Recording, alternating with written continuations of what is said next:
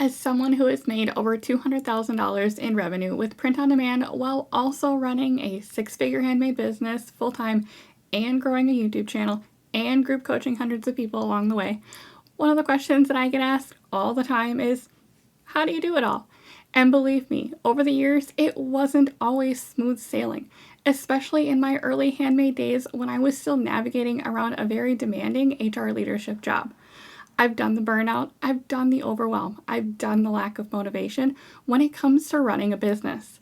But with a few shifts and drawing from many years of project leadership, process improvement, and performance management, I do have some very specific strategies that I use to stay on track and achieve my goals. So for today's video, in a continuation of my 2024 series, I am sharing with you my three-part strategy that I've developed and implemented over the years as a business owner that you can implement right now to take your business to the next level in 2024. And make sure you stick around until the end for some exciting new updates. In case we haven't met yet, my name is Mandy and as the owner of multiple six-figure businesses, including Etsy print-on-demand shops. My goal is to provide you with strategies to simplify the journey and scale your business faster so that you can stop the overwhelm, start making progress, and thrive with your print-on-demand business. Oftentimes, we spend a lot of time on the very tactical what and how of building a thriving business. With print-on-demand, it's things like figuring out research and SEO and making designs and adding listings and all of the things. But most sellers do not spend enough time on building an entrepreneurial mindset or devoting time to planning their business as a business or structuring their workflow in a way that not only helps them achieve results faster, but helps reduce the inevitable overwhelm that can set in. That overwhelm then manifests into a lack of motivation, especially if you're not at a place where you're seeing the payoff just yet from your efforts. And for some sellers, that's even the point that they may call it quits. Which brings me to strategy number 1. Set what I call your one big vision for your business, and then reverse engineer it into specific goals and manageable priorities that focus on achieving specific results in a shorter time frame. So what does that look like? Well, we're at the end of 2024. So I want you to think about what your vision is for your business this time next year. If you're watching this at some point in the future, think 12 months ahead.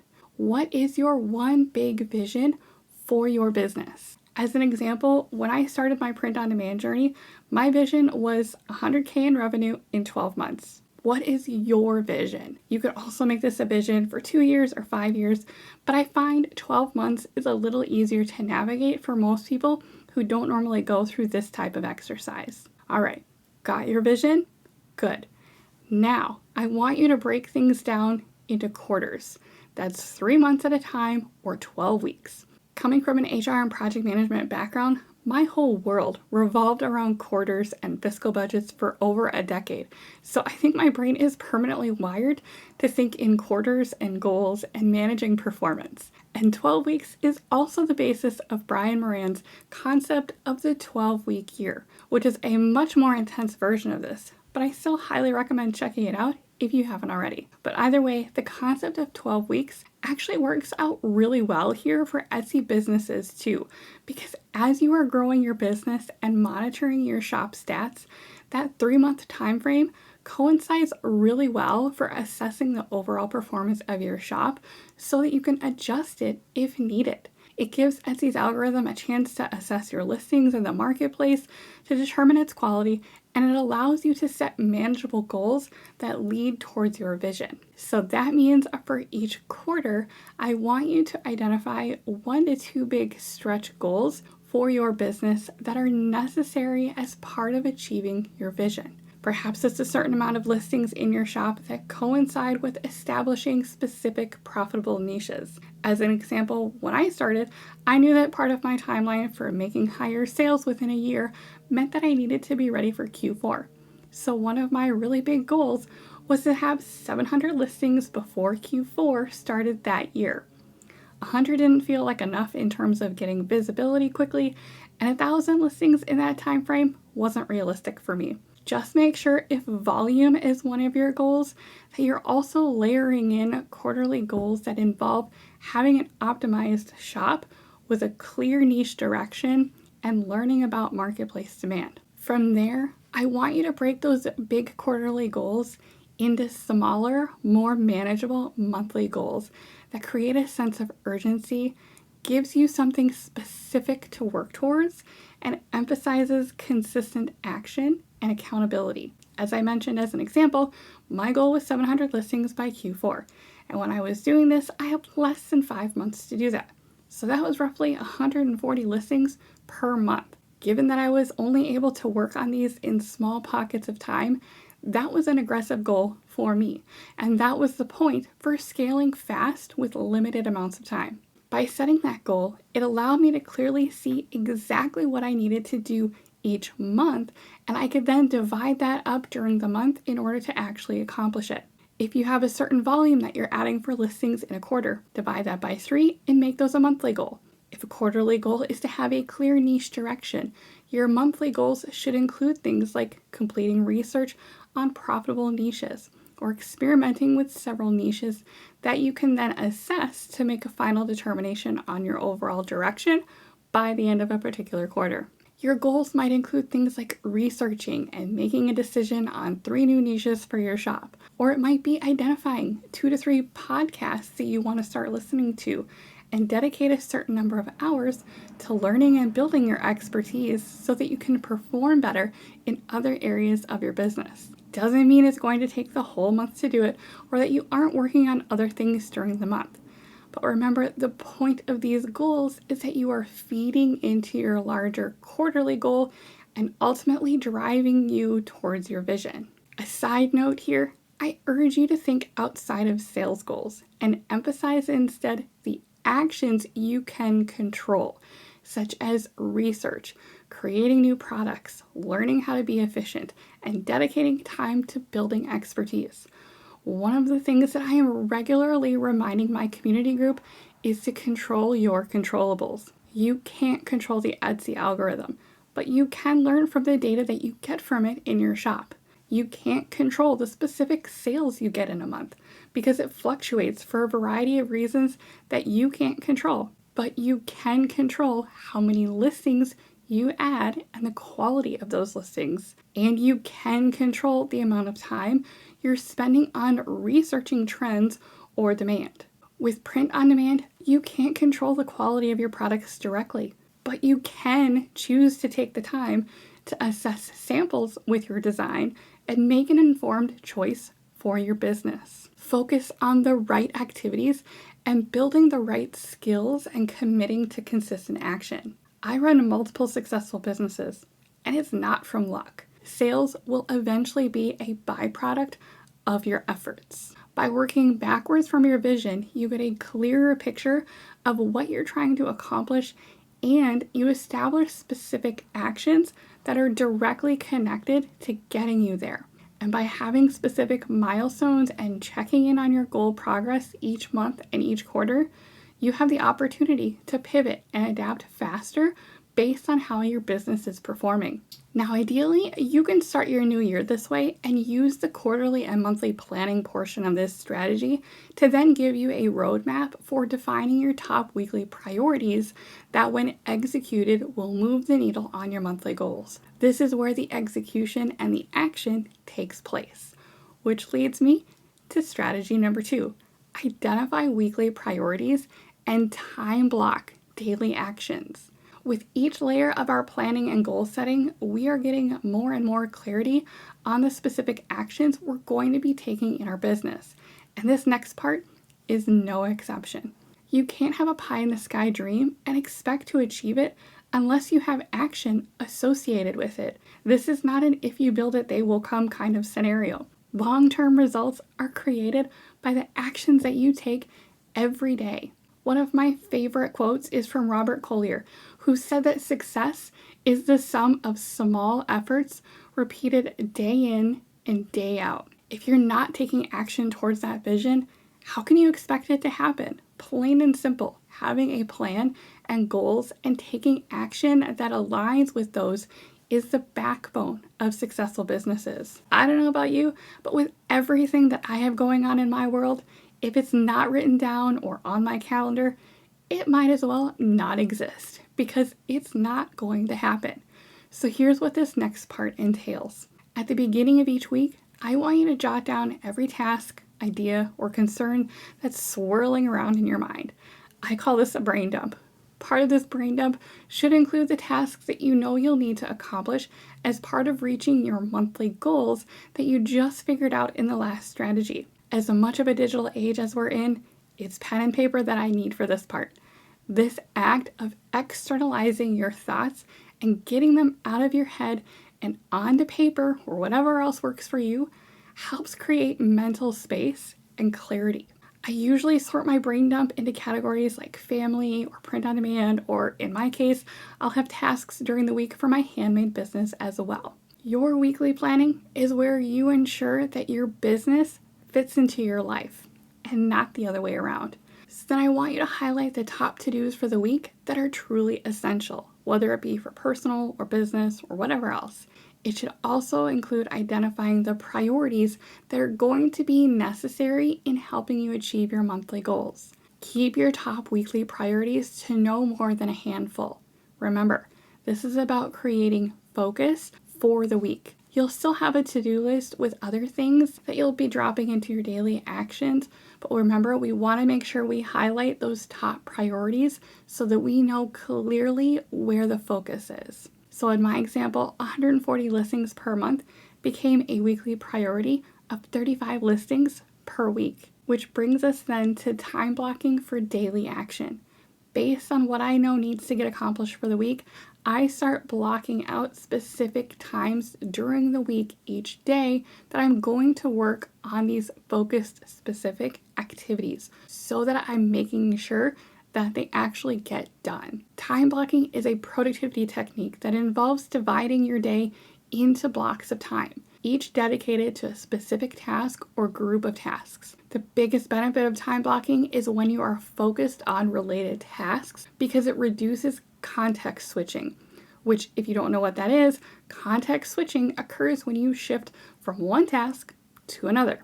And numerous studies have demonstrated that this can be not only mentally taxing, but can also decrease your productivity. By focusing on one type of task for a set period, you minimize the frequency of context switching, and therefore are preserving mental energy and increasing efficiency. Here's what it looks like when building a shop. First on my calendar, I plug in any activities or appointments for the week that I know I already have scheduled. I always prioritize my family needs first. I also plug in the time that I am working in my other handmade business as well because I have deadlines and orders that are a priority each week, so then those get added in. For you, it might be a 9-to-5 job, or it might be an estimate of when the kids are awake versus napping. Then I start plugging in my print-on-demand shop activities in the pockets of time that are left. Typically, I front load my week with a bigger chunk of time for research, and then that would allow me to do shorter design sessions throughout the week that will ultimately go much faster. I know that I can typically batch design on average 12 to 15 good designs within 30 to 60 minutes, so I would fill in 3 design blocks for the week just to be safe. Remember, I do not create volume across niches in this type of batching. I create multiple designs for a particular niche so that it's more efficient, less context switching, and I can create volume within each niche as I go. I've linked my design video for you for my dedicated time blocking series if you want to see that more in depth. Then for each design block, I would make sure I had corresponding mock-ups and then Printify and Etsy time blocks so that each batch of designs could get listed together. Again, notice I'm grouping similar activities together during my time blocks so that each session will be as productive as possible and I'm not bouncing around between different systems. That also means that after each Etsy time block, there would be 12 to 15 new listings hitting my Etsy shop, so that by the time I got to the end of the week, I would have between 36 to 45 new listings. When I am building a new shop, this is the priority. And this is how I controlled the urge to start panic listing and making random creations that had no basis in research or customer demand whatsoever. Perhaps your weekly priority is around identifying a new niche. A time block of action might then be researching keywords related to that niche to validate that there's demand. And perhaps another time block is spent brainstorming related sub-niches or micro-niches. And then another pocket of time is jotting down some design concepts so that by the end of that week, you have not only identified your new niche, but now you've got some design ideas. By strategically assigning specific tasks to your time blocks, it helps ensure that you're inching closer and closer to your monthly goals. It's like assembling a puzzle, with each task representing a piece that brings you closer to completing the big picture. This approach not only keeps you accountable, but also provides the flexibility to adapt and adjust your plans as needed when things come up. This is where the overwhelm turns into a well-organized plan of action. You can have all the planning in the world, but you must take intentional action. This is how you regain control of your time and make progress towards your weekly priorities and must-do activities for both personal and business. As you are planning your time blocks for daily action, make sure you are also incorporating self-care and leave white space so that you can easily adapt, take breaks, and reduce the potential of overwhelm. Often we set our goals far into the future, when in reality, it's the sense of urgency and daily actions that will get us to our goals faster. After each month, assess how it went and if you need to adjust your next month's goals. Then after each quarterly cycle is the opportunity to reassess goals, adapt strategies, and maintain a high level of productivity. And this brings me to strategy number 3. Get your mind right. Success takes time, my friend. It's often messy along the way. Do it messy anyway. Do it afraid and without all of the answers. And be reasonable in your expectations. So many new sellers give up way too soon, or they aren't comfortable with being a beginner, or they make 30 mediocre listings, wait a week, and then ask, where are the sales? That is the wrong question. Or they've made 400 listings without assessing or improving or using data to support their decisions along the way, and are still wondering, where are the sales? Still the wrong question. That's volume for the sake of volume, without learning to do better along the way. Success is not overnight, and Etsy doesn't owe you sales. As a business owner, as an entrepreneur, you must be willing to accept the good with the bad and have a willingness to dig your heels in and adjust and adapt if something isn't working or if you're not seeing the results that you want to see. Ask yourself, how can I better understand where the demand is, what the market wants, and how can I spend more time on building my design skills or SEO expertise? Those are the right questions, and those should be part of your goals. There are also going to be days where you lack motivation. I hear this all the time with both new and seasoned sellers, and this is also where having a concrete vision and plan can provide you with the means to be disciplined in your actions, even on the days when you don't have the motivation. This doesn't mean that you shouldn't take breaks, but this does mean that you should still have actions that you can take and pivot to so that your business doesn't come to a standstill. For example, it's hard to be creative when you're lacking motivation, so maybe that's not the best time to work on your designs. Look at your weekly priorities and daily actions and identify time blocks that you can shuffle around so that you can still keep moving forward with your business. Perhaps you had scheduled 30 minutes later in the week for a podcast episode. Move it up and let it reignite your fire. You are going to be far more likely to keep going if you've got a plan in front of you and are committed to following it. As I said earlier, I can be a very pen and paper person when it comes to doing the planning and the to-do list, despite how heavily I rely on the alerts and notes and calendars on my device. I also need the satisfaction of being able to physically cross off items. I like that hit of dopamine that I get when I cross something off my list. which is why I'm incredibly excited to announce that I am publishing a brand new planner that coincides with this exact method of annual planning and weekly action for your business. It's going to be undated so that you can use it no matter when you start your journey, and it's filled with worksheets for vision planning, goal setting, weekly brain dumping, and daily action. This has been in progress for more than a year and will be available on Amazon very soon. If you want to be the first to hear about it when it's released, you can sign up in the link in the description, which will also give you a free copy of the quarterly and monthly planning pages so that you can get started with planning your year right now. And if you're looking for even more ways to make 2024 your best year yet, I invite you to come join me over in the Simply Thrive Club, where starting in 2024, I will be hosting live masterclasses each month on the critical topics related to growing a successful Etsy print-on-demand business. I have a whole year of topics planned out, from niches to SEO to Etsy ads and external traffic strategies and scaling efficiently. We're going to tackle a different topic each month. So whether you're watching this before 2024 or well into it, set your vision, plan your goals, and commit to taking daily action towards them. Make 2024 your year for success. I hope this has been helpful for you. If you want to learn more about my strategies for thriving in your print-on-demand business, make sure you've got the notifications turned on for my channel so that you don't miss out on any of my content. And in the meantime, be sure to check out my free print-on-demand masterclass in the description or via the dedicated playlist right here on my channel, as well as my time blocking series for an even deeper dive on the critical steps for success. Thanks for watching. I'm so glad you're here, and I'll see you in the next one.